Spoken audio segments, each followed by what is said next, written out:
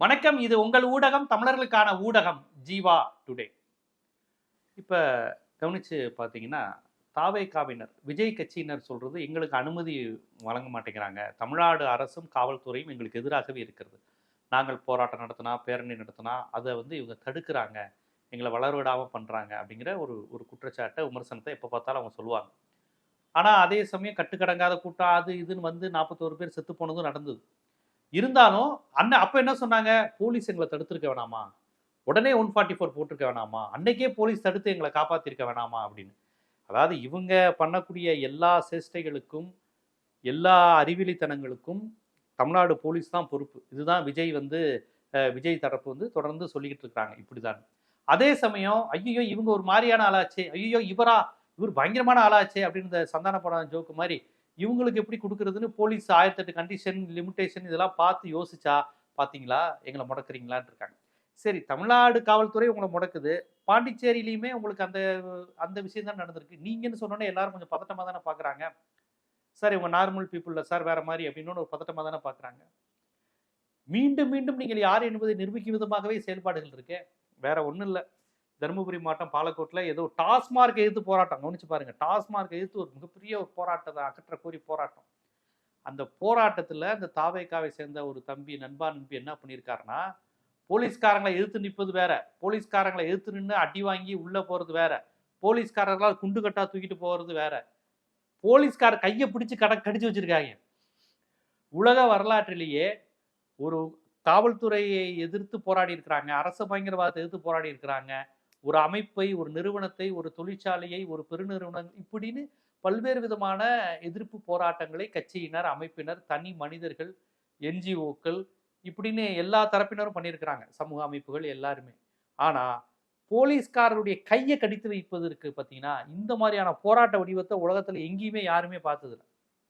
எதுவும் ஞாயிற்றுக்கிழமை அதுவுமா வீட்டில் கறிச்சோறு சாப்பிடாம போராட்டம் வந்துட்டோங்கிற கோவத்துல டென்ஷன்ல கையை பதம் பார்த்துட்டாப்லையா என்னன்னு தெரியல.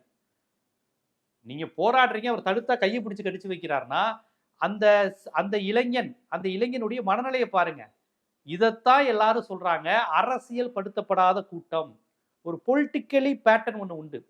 கட்சியினுடைய கொள்கை என்ன வேணாலும் இருக்கட்டும், எதிர்மறையா இருக்கலாம், நேர்மறையா இருக்கலாம். ஆனா ஒவ்வொரு அமைப்புக்கும் ஒரு கட்சிக்கும் ஒரு பேட்டர்ன் இருக்கு. எதிர்த்து போராடுவது, முழக்கம் போடுவது, எந்த இடத்துல இருந்து பேசணுங்கிறது, பொதுமக்களுக்கு இடையூறு தராமல் பேசுவது, போராட்டம் நடத்துவது, பொதுமக்களுக்காகவே இறங்கி பஸ் மறியல் செய்வது, இப்படி எத்தனையோ போராட்ட வழிமுறைகள் இருக்கு. போலீஸ்காரர் கையை கடிக்கிறாங்கன்னா நல்லா கவனிச்சு பாத்தீங்கன்னா 3ஆம் கிளாஸ் சி செக்ஷன் படிக்கும் போது அபினேஷ் தினேஷோட பென்சிலை காணானோன்னா என் பென்சிலை நீ தான் எடுத்து வச்சியான்னு சொல்லி கையை கடிச்சுக்கிறது. இந்த கையை கடிச்சு விடுவானா தெரியுமா? பால்வாடி ஸ்கூல்ல என் மிஸ் என் ரப்பர் எடுத்து வச்சிட்டான், மிஸ் அவன் தான் மிஸ் என்னை கடிச்சான், மேடம் அவன் என்னை கிள்ளுனா மேடம், இங்க பாருங்கன்னு மாறி மாறி டீச்சர் கிட்ட கம்ப்ளைண்ட் பண்ணா எப்படி இருக்கும்? அது மாதிரிதான் இவங்க போராட்ட வடிவமே இருக்கு. இப்ப பாமக போராட்டம் பண்ணியிருக்கிறாங்க, பஸ் மறியல் பண்ணியிருக்கிறாங்க, மரத்தை வெட்டி போட்டு போராட்டம் பண்ணியிருக்காங்க, சில சமயம் ரயில்ல கல்ல விட்டு எரிஞ்சாங்கன்னு சொல்லி கேஸ் வழக்கெல்லாம் சந்திக்கிறாங்க. அதை நம்ம கண்டிக்கிறோம், இந்த மாதிரி பொதுமக்களை பண்ணக்கூடாது அப்படின்னு.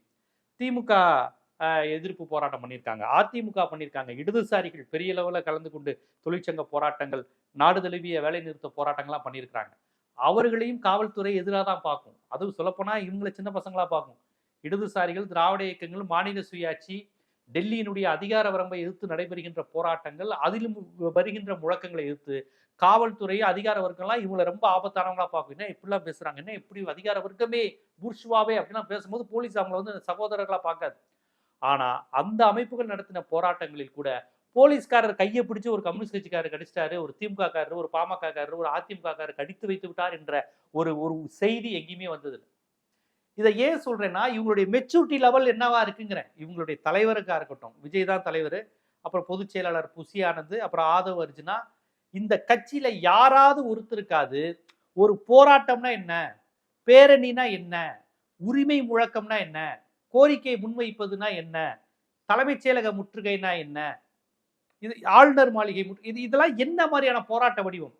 அந்த போராட்ட வடிவம் அப்படிங்கிறது, அது முழக்கம் நோக்கம்ங்கிறது ரொம்ப உயரிய லட்சியத்தோட இருக்கும். ஆனா போராட்ட வடிவம் ரொம்ப நாகரிகத்தோடும் கண்ணியத்தோடும் ஒழுங்குடனும் அந்த காவல்துறைக்கு ஒத்துழைப்புடன், காவல்துறை அனுமதியுடன், சில நேரங்களில் தடையை மீறிய போராட்டம், தடையை மீறிய கைதுலாம் நடக்கும். இதெல்லாம் எதுவுமே தெரியாத ஒரு சினிமா நடிகர் கூட்டம் அப்படிங்கிறது நன்றாக தெரியுது பாருங்க. போலீஸை எதிர்த்து இப்ப என்ன பண்றாருன்னா, போலீஸ் தூக்கி போயிட்டு இருக்காங்க, எல்லாம் நடந்திருக்கும்.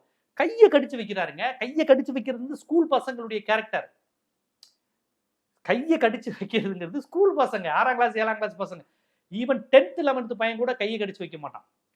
10th 9th 10th level teenage age தொடுற ஏஜ் பையன் கூட சண்டை போடுறதா இருந்தா அடிப்பாங்க, அடிச்சுக்கு உருளுறது கூட நடக்கும். ரோட்ல இந்த மாதிரி நடக்கிறதும் ஸ்கூல்ல கூட்டு டிசிப்ளினரி நடவடிக்கை எடுப்பாங்க. கடிச்சு வைக்கிறது, கிள்ளி வைக்கிறது, இந்த மாதிரி பென்சில் வச்சுட்டு குத்துறது, இரு எங்க அம்மாட்ட சொல்லித்தரேன்னு சொல்றது, இது மாதிரியான விஷயங்கள்லாம் யார் அதிகம் செய்வா?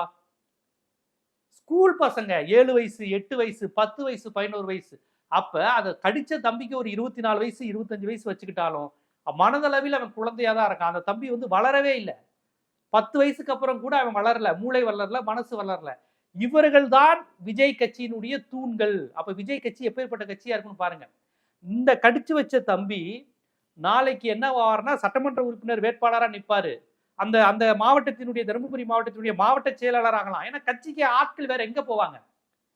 திமுக ஒருத்தர் இருப்பாரு, என்னப்பா உனக்கு வரலாறுனா இந்திய எதிர்ப்பு போராட்டத்துல கலந்துக்கிட்டேன், அதுல அடி வாங்கியிருக்கேன், என் காலில் தழும்பு இருக்கு, இப்படி ஒரு திமுக காரரை பார்க்கலாம். அதிமுக இந்த மாதிரி நபர்களை பார்க்கலாம். திமுகவில் இருந்தபோது நாங்க என்னெல்லாம் பண்ணோம் அப்படிங்கிற அந்த அரசியலை பார்க்கலாம். இல்ல திமுக கட்சி நாங்க அதிமுக தொடங்கிய போது திமுக அரசுங்களை ஒடுக்குமுறை பண்ணுச்சு, அப்ப நாங்க கல்லறி வாங்கணும், அடி வாங்கணும், இப்படிப்பட்ட வரலாறுகளை அவங்க சொல்லுவாங்க.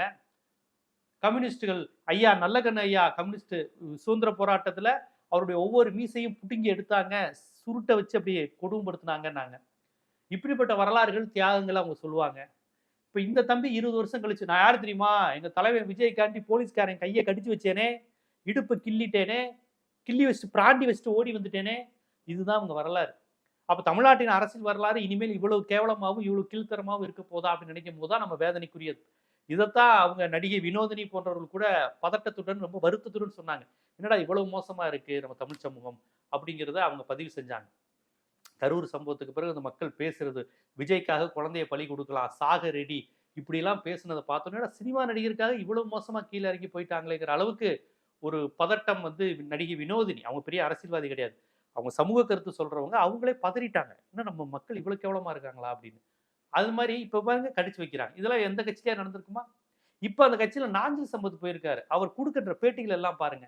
விஜய்கிட்ட என்ன பிடிச்சிருக்குன்னு கேட்கிறாரு. விஜய் கட்சியை சேர்ந்த ராஜ்மோகன்கிறவர் ஒரு தென் தமிழகத்தை சேர்ந்தவன், பூகோள அடிப்படையில் வரலாற்றின் அடிப்படையில் தென் தமிழகத்தை சேர்ந்தவர் தான் தமிழ்நாட்டை ஆள வேண்டும், ஆகவே விஜயை நான் ஆதரிக்கிறேங்கிறார். எனக்கு ஒண்ணுமே புரியல.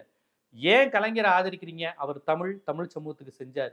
ஏன் அண்ணாவை ஆரம்பிக்கிறீங்க? தமிழ் சமூகத்துக்கு மாநில சுயாட்சி செஞ்சார். எம்ஜிஆர் மக்களை நேசித்தார், ஏழைகளை நேசித்தார், திராவிட கொள்கையை பின்பற்றினார். ஜெயலலிதா சமூக நீதியை பாதுகாத்தார். இவர்களெல்லாம் அந்த நாட்டை ஆள வேண்டும் அப்படின்னு ஒருத்தரை பத்தி சொல்வதற்கு ஒரு காரணம் அந்த தொண்டனுக்கோ அந்த கட்சியில் உள்ளவர்களுக்கோ இருக்கணும். காமராஜர் மாதிரி ஏழைகளை படிக்க வச்சார். விஜயை ஏன் பிடிச்சிருக்குன்னு கேட்டா, நாஞ்சில் சம்பத்தால அவருடைய கொள்கையில் பிடித்திருக்கிறது. வடக்கை எதிர்க்கிறார், டெல்லியை எதிர்க்கிறார், ஆரியத்தை அலற விடுகிறார், வடநாட்டு பண்பாட்டை ஓட விடுகிறார், சாதி ஆதிக்கத்துக்கு எதிராக சமராடுகிறார். இப்படிலாம் நாஞ்சில் சம்பத் பேச முடியல. ஆனா நாஞ்சில் சம்பத் வைகோ, கலைஞர், பெரியார், அண்ணா, ஜெயலலிதா, சசிகலா, டிடிவி தினகரன் வரை பாராட்டி தள்ளி இருக்கிறார். திராவிட செல்வன் டிடிவி தினகரன். ஏன்னா இவர்களை பற்றியெல்லாம் பெருமிதமாக பேசுவதற்கு இருக்கு. இன்னும் சொல்ல போனா நாஞ்சில் சம்பத் போன்றவர்கள் அவர்களை பற்றி ஒரு 10 விழுக்காடு உண்மையா இருந்தா 100 விழுக்காடு பூதாகரப்படுத்தி அவங்களை பாராட்டி பேசுவது ஒரு கவிஞர், ஒரு பேச்சாளருங்கிற அடிப்படையில் அவங்க கொஞ்சம் மிகைப்படுத்தி தான் பேசுவாங்க எந்த தலைவரையும்.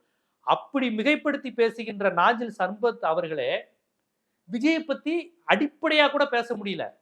அவர் பொதுவா பேசுறாரு, வருவா அவர முடியும், இளைஞர்கள் இருக்காங்க, அப்படிதான் பேசுறாரு ஒழிய விஜய் ஒரு இடதுசாரி சிந்தனையாளர், தமிழ் தேசிய சிந்தனையாளர், ஈழ உணர்வாளர், மாநில சுயாட்சி மாவீரர், திராவிட கொள்கைகள் பிடிப்புள்ளவர், அவர் பெரியார் கொள்கைகளை தாங்கி பிடிக்கின்ற ஒரு கோமான், இப்படிலாம் பேசவே முடியல அவரால். தென் தமிழகத்தை சேர்ந்த ஒருத்தர் வரணும், தென் தமிழ்நாட்டை சேர்ந்தவர் தான் வரணும். யார்? ஓபிஎஸ் முதலமைச்சராக வரணுமா? ஏன்னா அவர் தான் ராமநாதபுரத்தில் நின்னாரு, அவர் தேனி மாவட்டத்தை சேர்ந்தவர். விஜய் என்னதான் ராமநாதத்தை சேர்ந்தவர் இருந்தாலும் பிறந்து வளர்ந்தது எல்லாமே சென்னை தான். அவருக்கு ராமநாதபுரம், ராமேஸ்வரம், தொண்டி, சிவகங்கை, எஸ்பி பட்டினம், பிரமலை, மேலூர் இதெல்லாம் எங்க இருக்குன்னா தெரியுமா? அவரு ராமநாதபுரத்தை சேர்ந்தவரை. சிவகங்கை என்னன்னு திருவாடனை சிவகங்கையா ராமநாதபுரமான்னு தெரியுமா? தொண்டி சிவகங்கையா ராமநாதபுரமான்னு தெரியுமா? விருதுநகர் ராமநாடு மாவட்டத்தில் இருந்துச்சா அல்ல அதுக்கு முன்னாடி மதுரை மாவட்டத்தில் இருந்துச்சான்னு தெரியுமா? எதுவுமே தெரியாது. அவர் எப்படி கல்ச்சுரலி, பொலிட்டிக்கலி, ஜியாகிரபிலி அவர் எப்படி தென் தமிழகத்தை சேர்ந்தவர் ஆவாரு? அப்ப தென் தமிழகத்தை சேர்ந்தவர் அப்படிங்கிற அடையாளம் யாருக்கு வரும்? நீங்க சொல்றபடி பார்த்தா நீங்க தென் தமிழகத்தில் இருக்கிற ஓபிஎஸ்க்கு தான் வரும். இல்ல திமுக உள்ள தென் தமிழகம்னா யாரு உங்களுக்கு தங்கம் தென்னரசு இருக்காரு, சாத்தூர் ராமச்சந்திரன் இருக்கிறாரு, பெரியசாமி இருக்கிறாரு, அவங்களுக்கு தான் வரும். அவங்களா முதலமைச்சர் ஆவாங்கன்னு சொல்றாரா? விஜய் ஏன் முதலமைச்சர் ஆகணும், விஜய் ஏன் நாட்டை ஆளணும், ராஜ்மோகனே குழம்பிட்டாப்ல. என்னடா நம்ம தலைவரை பத்தி நம்ம பில்டப் நிறைய கொடுப்போம், இவர் பில்டப்புக்கே ஃபேமஸ் ஆனவர், ஒரு கட்சியை ஒரு தலைவரை நல்லா பில்டப் கொடுத்து பாராட்டுவதற்காக ரொம்ப ஃபேமஸ் ஆனவர், இவர் கூட நம்ம தலைவரை புகழ மாட்டேங்கிறாரு. அவர் புகழல, புகழ முடியல.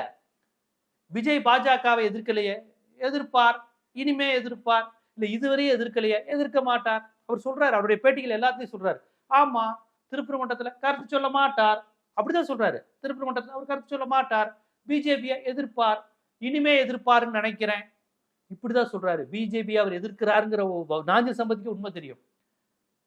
அப்ப நாஞ்சில் சம்பத் நீங்க என்ன பொறுப்புனா தேர்தல் பிரச்சார செயலருங்கிறார். அப்ப எலெக்ஷன் முடிஞ்சவன திருப்பி வந்துருவாரா? எனக்கு தெரிஞ்சு எழுதி வச்சுக்கோங்க, நாஞ்சில் சம்பத் அவர்கள் நல்ல பேச்சாளர், திறம்பட சிந்தனையாளர், திராவிட இயக்க வரலாறு, தமிழ்நாட்டு வரலாறு, சர்வதேச வரலாறு, ரோம் பேரரசு வரலாறு வரையும் அதிகமாக புத்தகம் படித்து வரலாறு புரிந்தவர். அவருக்கு ஒரு நீண்ட நெடிய வரலாறு திராவிட இயக்கத்துல இருக்கு, பணி செஞ்சிருக்கிறார். அவர் விஜய் மாதிரியான ஒரு செட்டப்ல கண்டிப்பா அவரால் ஒர்க் பண்ண முடியாது. நீங்க நல்லா யோசிப்ப, தேர்தலுக்கு முன்பே கூட நாஞ்சில் சம்பத் வருவதற்கான வாய்ப்புகள் அதிகம். அதுக்கான சிம்டம்ஸ் தான் அவரால் விஜயை பாராட்டி அவரால் பேச முடியலங்க. விஜய் கொள்கை கோமான்னு அவரால் சொல்ல மாட்டேங்கிறாரு, திராவிட வித்துன்னு பேச மாட்டேங்கிறாரு, தமிழ் தேசியத்தின் சொத்துன்னு அவர் பேச மாட்டேங்கிறாரு. விஜய் உருவாக்குற பிம்பம் இருக்குல்ல, அதை கூட பில்டப் பண்ணி 4 வார்த்தை எக்ஸ்ட்ரா போட்டு இவரால் பேச முடியல. விஜய் என்னோட ஃபேன்னு சொன்னாரு என் தம்பி, அப்படிதான் அவர் சொல்றாரு. என்ன பார்த்தோன்ன ஃபேன்னு சொன்னாரு அப்படின்னு தான் சொல்றாரு ஒழிய அவர் தான் இந்த நாட்டை ஆள்றதுக்கான தகுதி சொல்ல முடியல. ஏன் பாஜகவை எதிர்க்கல? ஆமா, விஜய் எதிர்க்க மாட்டாரு, இனிமே எடுப்பாரா தெரியல, பார்ப்போம். இங்க நடந்த பழங்குடியின பெண்கள் பாலியல் வன்புணர்ச்சி, அங்க நடந்த வாச்சாத்தி கொடுமைகள் விஜய்க்கு தெரியுமா? விஜய்க்கு அதெல்லாம் தெரியாது, எதுவுமே தெரியாது சொல்றாரு. அதிமுக ஆட்சி ஊழல் கட்சி தான், ஆமா, ஆனா விஜய் எப்படி சேர்க்கிறாரு, சேர்த்துட்டாரு, அவருக்கு அதெல்லாம் தெரியுமா? தெரியாது, விஜய்க்கு ஒண்ணுமே தெரியாது. இப்படித்தான் நாஞ்சில் சம்பத் பேசுறாரு. தான் கட்சியும் தான் கட்சி தலைவனுக்கும் ஒண்ணுமே தெரியாதுன்னு தான் பேசுறாரு. இதுவரையும் அவர் கட்சியிலிருந்து வெளியே இருக்கக்கூடிய திமுக, கம்யூனிஸ்டுகள், விடுதலை சிறுத்தைகள் எல்லோரும் விவாதங்கள்ல விஜய்க்கும் ஒண்ணும் தெரியாது, விஜய் கட்சியினருக்கு ஒண்ணும் தெரியாது, சும்மா ஒரு வன்மம் திமுக இது பண்ணிட்டு பிஜேபி அசைன்மெண்ட்டை செய்யறாருன்னு சொல்லிக்கிட்டு இருந்தாங்க. இன்னைக்கு நாஞ்சில் சம்பத்தே வாக்குமூலம் கொடுக்குறாரு, விஜய்க்கு ஒன்றும் தெரியாது. பாருங்க, நிறைய ஊடகங்கள் விவாதங்கள்ல விஜய்க்கு ஒன்றும் தெரியாது, விஜய்க்கு ஒன்றும் தெரியாது அப்படிங்கிறத பதிவு செய்து கொண்டே இருக்கிறார். எதுவுமே தெரியாது விஜய்க்கு அப்படிங்கிறத பதிவு செய்து கொண்டே இருக்கிறாருன்னா கண்டிப்பா நாஞ்சில் சம்பத் இந்த கட்சியில இருந்தீங்கன்னா அவங்களை சர்பத்து போட்டுருவாங்க. கேசி பழனிசாமி சொன்னாரு செங்கோட்டையன் போனப்ப, செங்கோட்டையனே வேட்டி ஊர் பத்திரம், அது வேற மாதிரி கூட்டம் அப்படின்னாரு. விவரம் தெரியாத கூட்டம், சின்ன பிள்ளைங்க கூட்டம், ஒண்ணுமே அறிவு முதிர்ச்சி இல்லாத ஒரு கூட்டம் தான் கேசி பழனிசாமி கிண்டலா சொன்னாரு. செங்கோட்டையனுக்கு சொல்றதான் நாஞ்சில் சம்பத்துக்கு சொல்றேன். ஏன்னா செங்கோட்டையன் அடிக்கடி பேச மாட்டாரு, இவர் மேடைக்கு வரணும், இவரை நம்பிதான் எலெக்ஷனே அவருக்கு இருக்கு, வேற யாருக்கும் அந்த கட்சியில பேச தெரியாது. ஸோ மேடைகளை போகும்போது இவருடைய வேட்டியும் பத்திரம்னு தான் சொல்லணும். ஏன்னா அந்த மாதிரி கூட்டம், கையை கடிச்சு வைக்கிற கூட்டங்க, ஆர்வ கோளாறுல அவங்கள்ட்ட செல்ஃபி எடுக்கணும்னு வேட்டியை உருவிடுவாங்க, வேணும்னு உருவ மாட்டாங்க. ஒரு நாகரிகம் தெரியாது, எப்படி நிக்கணும் எப்படி போகணும்னு. ஒரு போலீஸ்காரரை கையை கடிக்கணுங்கிற ஒரு சென்ஸ் இல்லை. இப்படி எங்கேயாவது நடந்துக்குவாங்களா? ஆனா இந்த கட்சி நடந்துக்கும். திமுக, அதிமுக, பாமக, மதிமுக, கம்யூனிஸ்ட், பிஜேபி உட்பட யாரும் இந்த மாதிரி காமெடி எல்லாம் பண்ண மாட்டாங்க. அதனாலதான் பால்வாடி கட்சி அப்படிங்கிற விமர்சனம் வருது. அதை மீண்டும் மீண்டும் அவர்களே நிறுத்திக் கொண்டிருக்கிறார்கள். கட்சியில் சேர்ந்த நாஞ்சில் சம்பத்தும் அதை உறுதி செய்கிறார்.